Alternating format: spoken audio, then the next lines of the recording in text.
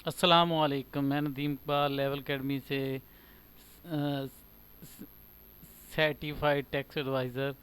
अब आप काफ़ी ये मेरा यूट्यूब चैनल है वीओ लेवल अकेडमी नदीम इकबाल। मैंने काफ़ी सारी व्यू की वीडियोस वगैरह मुख्तलिफ सब्जेक्ट्स के ऊपर, मैथमेटिक्स है, स्टैटिस्टिक्स है, इस तरह की वीडियो, या टीचर्स के बारे में भी कैसे ये ऑनलाइन अप्लाई वगैरह करते हैं। काफ़ी सारी वीडियो जो है वो मेरे चैनल के ऊपर पड़ी हुई है। ये मेरा चैनल है, इसके ऊपर काफ़ी सारी वीडियोस हैं। तो इंशाल्लाह ये आपको चैनल को आपने सब्सक्राइब करना। आपको काफ़ी सारी एफबीआर के मतलब का रिटर्न फाइल, सैलरी पर्सन कैसे फ़ाइल करते हैं, और एग्रीकल्चर की रिटर्न और बिज़नेस वालों की रिटर्न के बारे में इंशाल्लाह मुख्तलिफ इस तरह की वीडियोस जो है लेटेस्ट आने वाली हैं, ये आपको इंशाल्लाह मिलेंगी यहाँ पे। तो ये मेरा यूट्यूब चैनल है। अब आज मैं काफ़ी अच्छे बाद तकरीबन 1 साल हो गया ये यूट्यूब चैनल पे मैंने ये वीडियो वगैरह नहीं बनाई थी, तो कुछ मसरूफियत थी, इस वजह से नहीं बना सका। तो आज इंशाल्लाह फ़र्स्ट वीडियो मैं बना रहा हूँ ये एफबीआर के बारे में, कि हम कैसे पता चलाएगा हमें कि हम एफबीआर के बाद का हमें पता ही होता कि हम रजिस्टर्ड होते हैं और हमारी रिटर्न पे नोटिस आ रहे होते, उसके बाद हमें प्लेंटी वगैरह जो है वो पड़ जाती है। ठीक है। तो इस तरह हमने करना है कि हमें लाजमी पता होना चाहिए कि क्या हम रजिस्टर्ड हैं। अगर आप रजिस्टर्ड हो गए हैं, उसके बाद आप पे रिटर्न फाइल करना लाजमी हो जाती है। तो सबसे पहले हम अपने आप को चेक करने का तरीका छोटी सी वीडियो में सीखेंगे। इसके बाद इंशाल्लाह नेक्स्ट कई सारी वीडियो हम एफबीआर के मुतलका भी, और ये मुख्तलिफ जो है टीचर्स के बारे में भी कोई नई अपडेट्स, और वीजू के बारे में भी अपडेट इस पर आती रहेंगी। कोई लेक्चर वगैरह भी इंशाल्लाह बनाने की कोशिश करेंगे। तो चलें जी असल टॉपिक की तरफ चलते हैं। कि अब हमने ये fbr.gov.p की एक वेबसाइट है, ये उसकी मेन वेबसाइट है। यहाँ पे ये सारी fbr की तरफ से अपडेट्स वगैरह आती हैं, जो भी प्रेस रिलीज़ होती हैं, उनके आर्डीनेंस है, रूल है, ये सारी चीज़ें यहाँ पे पड़ी होती हैं।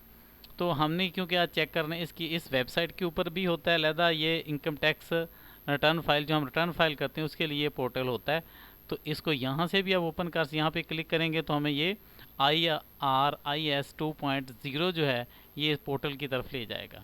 ठीक है। तो दो तीन हम मुख्तलिफ मेथड से इसको देखते हैं कैसे हमने इसको चेक करना है। तो ये हर बंदे ने लाजमी अपने ID कार्ड से इसको चेक कर लेना है, ताकि कल को कोई नोटिस वगैरह आ जाए, जुर्माना पड़ जाए और आपको पता ही ना हो, तो कम से कम आपको पता तो चल जाए कि आप फाइलर हैं या नहीं हैं। अगर नहीं है फिर तो कोई इशू नहीं है, जब फाइलर बनेंगे। लेकिन अगर फाइलर की लिस्ट में आ रहा है और आपको पता ही नहीं है क्या फाइलर हैं, तो फिर अपने लाजमी किसी कंसल्टेंट से रब्ता करें, ताकि वो आपको गाइड कर सके। तो चलें जी, हम ये हमने IRSI की वेबसाइट खोल ली। आप डायरेक्ट गूगल पे जाके भी इसको खोल सकते हैं। तो हमने ये चेक करना, आपने गूगल के नीचे पे आ जाना है, यहाँ पे पेज को आगे स्क्रॉल करना है। तो इस पे नीचे आपने ये तकरीबन 5 नंबर पे आ रहा है टैक्स प्रोफाइल इंक्वायरी। तो इसके ऊपर जब आप करेंगे, टैक्स प्रोफाइल के ऊपर जब आके आप क्लिक करेंगे, तो इसके ऊपर देखेंगे कि ये वाला जो चौथा ऑप्शन है, ये टैक्स प्रोफाइल इंक्वायरी के ऊपर। ठीक है। तो इसके ऑप्शन के आपके इस पे आपने टिक करना है, इसको ओपन आपने करना है। तो यहाँ से आपको पता चलेगा। तो यहाँ पे मैंने ऐसे क्लिक कर दिया। बाय डिफ़ॉल्ट ये एक्टिव टैक्स पेयर लिस्ट होती है। तो पहले हम अपने आप को सिर्फ ये तो चेक कर लें कि क्या हम एफबीआर के अंदर रजिस्टर्ड हैं या नहीं हैं। इस पर हमने क्लिक कर दिया। तो जैसे ही आगे ऑप्शन आएगा, तो यहाँ पे हमने अपना NTN CNIC, ये पासपोर्ट नंबर कोई भी हम एंटर कर सकते हैं। ज़्यादातर मोस्टली आपने CNIC को ही आपने जो है वो एंटर करना है।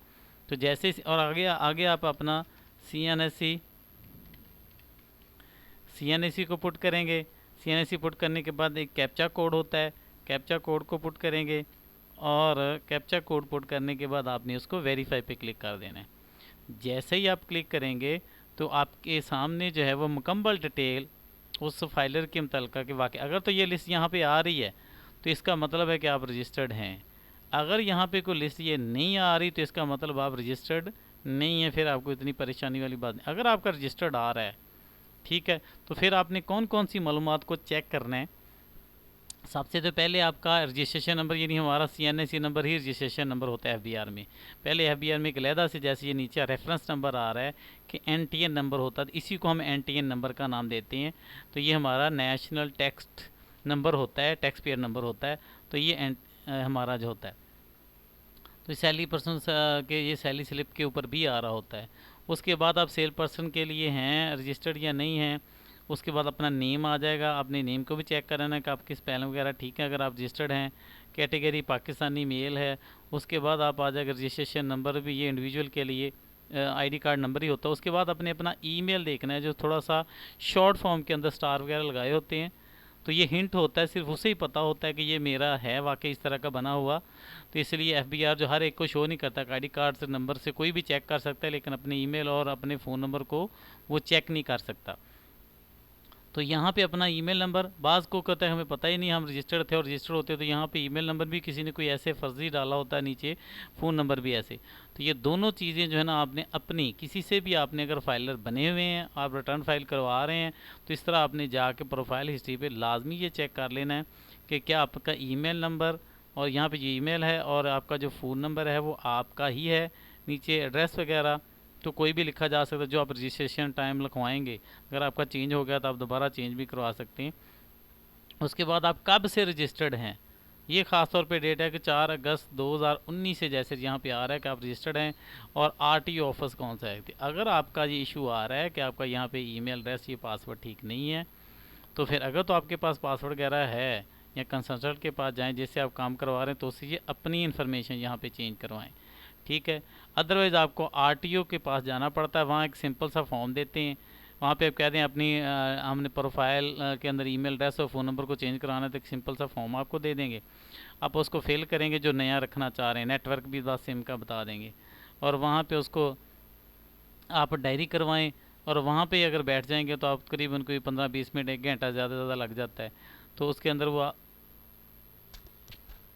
सॉरी, तो वहाँ से आप उसको जो है वो करवा सकते हैं, ठीक है, आरटीओ का साइबर। उसके बाद अगर आप यहाँ पे रजिस्टर्ड होंगे बिज़नेस पर्सन के लिए, कोई बिज़नेस रजिस्टर करवाया हो तो वो नीचे इसके लिस्ट में आ जाएगा, ठीक है। और इसको जब यहाँ पे ऐसे हम डाउनलोड भी कर, प्रिंट वाले पे क्लिक करेंगे और यहाँ पे आप सेव टू पीडीएफ कर, अगर प्रिंट करना है प्रिंटर साथ अटैच है, या सेव टू पीडीएफ करें तो आप इसको कहीं भी, जैसे मैंने डेस्कटॉप पे इसको पहले ऑलरेडी सेव किया तो दोबारा आ रहा है, तो मैं वहाँ पे दिखाता हूँ कि इस तरह का एक फॉर्म जो है, इसको प्रोफाइल हम कह देंगे कि ये हिस्ट्री होती है, तो ये सारी डिटेल इस तरह एक फॉर्म की शक्ल में जो है ये डाउनलोड हो जाती है। तो अब दोबारा हम चलते हैं जी आगे, अब दूसरे तरीके से हम देखते हैं। उसके बाद हमने चेक करना था कि क्या अगर आप फाइलर हैं तो क्या आप एक्टिव हैं, लेट फाइलर हैं, किस कैटेगरी या इनएक्टिव फाइलर के अंदर आ रहे हैं। तो ऊपर वाली जो पहली आपने टैब है इसको सिलेक्ट करना है आपने, और उसके बाद उसी तरह CNIC को सिलेक्ट करना है, और आपने अपना CNIC जो है पुट करना है।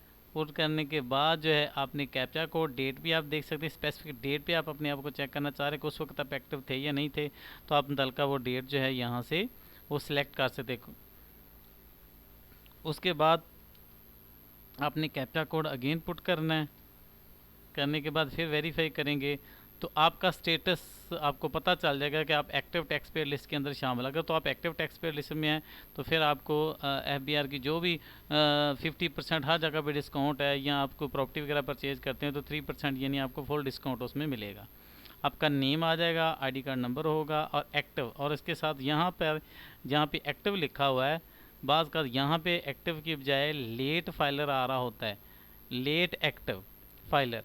तो इसका मतलब होता है कि जब रिटर्न फाइल करने की डेट, नॉर्मल जो डेट थी वो गुजर जाए और उसके बाद आप रिटर्न अपनी फ़ाइल करें, और उसके साथ एक चलान भी आपको 1000 का पे करना पड़ता है, तो उस वक्त आप एक दिन के बाद तकरीबन 4-5 घंटे में भी हो जाता है, जल्दी मैक्सिमम एक दिन के अंदर आप हो जाती हैं।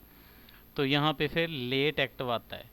और अगर जैसे अभी ये यकम जुलाई ऐसे शुरू होकर 30 नवंबर तक नॉर्मल पीरियड बाज़ का सेंड भी हो जाता है, उसके अंदर अंदर आप नॉर्मल पीरियड में सेंड कर देंगे, तो जैसे ही डेट गुजरेगी तो उसके बाद आपका एक्टिव स्टेटस यहाँ पे आ जाता है, ठीक है। तो ये डेट भी साथ मेंशन। और अगर आप अपने मोबाइल फ़ोन से आप चेक करना चाहते हैं कि आप रजिस्टर्ड हैं या नहीं है, तो खाली आप मैसेज जो है वो 9966 पे आप इसको सेंड कर देंगे, तो आपको मैसेज आ जाएगा कि आप रजिस्टर्ड हैं या नहीं हैं। और अगर आप ये चेक करना चाहते हैं कि आप एक्टिव टैक्स पेयर लिस्ट में हैं, तो ATL कैपिटल में स्पेस देंगे, आप अपना आईडी कार्ड आगे लिखेंगे, और आईडी कार्ड लिखने के बाद आप 9966 पे सेंड करेंगे, तो आपको टेक्स्ट मैसेज सिम के ऊपर आ जाएगा कि आप एक्टिव हैं, लेट एक्टिव हैं या इनएक्टिव हैं। ये 3 स्टेटस तरह के जो है आपकी सिम पे भी आ जाएंगे। तो ये हमने 2 चीज़ें चेक करनी थी, तो ये चेक कर ली है।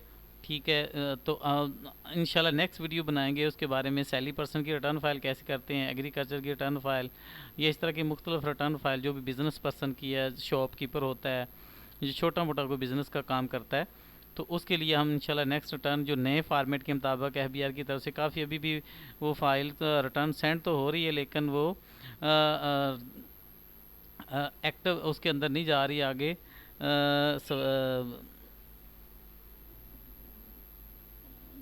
जो जिसके अंदर आ जाता है अभी वो तकरीबन सही तरह वर्किंग तो नहीं कर रही, लेकिन इंशाल्लाह वो वर्किंग शुरू हो गई है। तो फिर उसको हम बना मुख्तलफ जो है आगे ये वीडियोस बनाते रहेंगे। तो इसके लिए आप कोई भी अगर कोई पूछना चाहते हैं तो नीचे आप मेंशन करते हैं, कमेंट कर सकते हैं, पूछ सकते हैं कि कौन सी और को वीडियो बनाएं, तो इसके बारे में आप नीचे कमेंट कर सकते हैं, या कोई सजेशन कोई मालूमात आप देना चाहते हैं तो वो भी दे सकते हैं। इंशाल्लाह नेक्स्ट वीडियो में मिलेंगे। ओके, अल्लाह हाफिज़।